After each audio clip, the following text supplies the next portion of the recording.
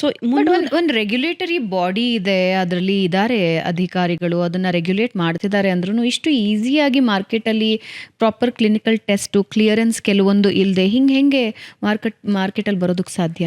Clinical trial ಇಲ್ಲದೆ ಮಾರ್ಕೆಟಿಗೆ ಬರೋಕ್ಕೆ ಸಾಧ್ಯನೇ ಇಲ್ಲ. ಬಟ್ ಸರ್ಟನ್ ಇಯರ್ಸ್ ಆದಮೇಲೆ ಅವರು ಟೆಸ್ಟ್ ಮಾಡಬೇಕು, ಟೆಸ್ಟ್ ಮಾಡಿರೋದಿಲ್ಲ ಅವ್ರು. ಮತ್ತೆ ಟ್ರಯಲ್ ಮಾಡಬೇಕಾಗಿ ಬರುತ್ತೆ.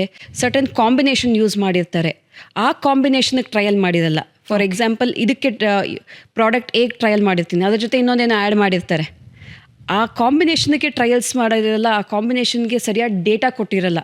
For example 200 patient study trial ಬೇಕಾಗಿರುತ್ತೆ, ಬರೀ 50 ಜನಕ್ಕೆ ಬಜೆಟ್ ಉಳಿಸೋದಕ್ಕೆ 50 ಜನದ ಮಾಡಿಕೊಟ್ಬಿಟ್ಟಿರ್ತಾರೆ.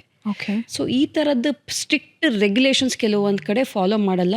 ಬಟ್ ಇತ್ತೀಚೆಗೆ DCGI ಕೂಡ ತುಂಬ ಸ್ಟ್ರಿಕ್ಟ್ ಆಗ್ತಿದೆ, ಸ್ಟ್ರಿಂಜೆಂಟ್ ಆಗ್ತಿದೆ, ಎವ್ರಿಥಿಂಗ್ ಡಿಜಿಟಲೈಸ್ ಆಗ್ತಾ ಇದೆ ಅಂತ ಹೇಳೋಕ್ಕೆ ಇಷ್ಟಪಡ್ತೀನಿ. ಮುಂಚೆ ಅಂದರೆ ಫೈಲ್ಸ್ ತೊಗೊಂಡು ಹೋಗಿ ಆಫೀಸರ್ ಮುಂದೆ ಅಲ್ಲಿ ಬೇಕಾಯಿತು.